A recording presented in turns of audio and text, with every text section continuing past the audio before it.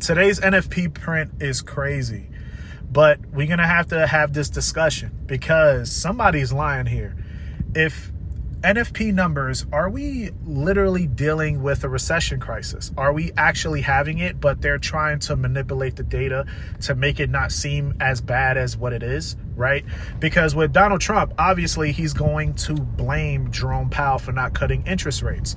And then Jerome Powell is going to blame Trump for causing tariffs.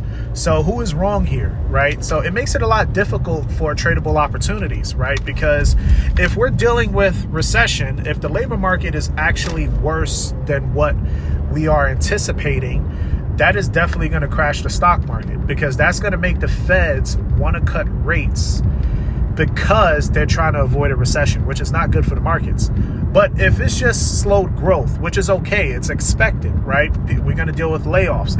It's already expected, but it's not drastic. That could cause equity markets to push higher, because now that shows that the Feds, they're cutting rates to prevent that from happening, right? Or they're cutting rates because inflation is actually hitting their target. But it's going to be interesting to see how this month goes, especially heading towards later this month for the Fed rate decision, because Jerome Powell could do whatever he wants, right?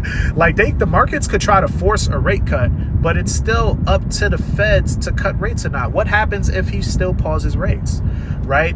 Obviously, then I would think that Trump is right, and then all of this is just a political game. But we get fucked at the end of the day, right? Because it makes our cost of living harder.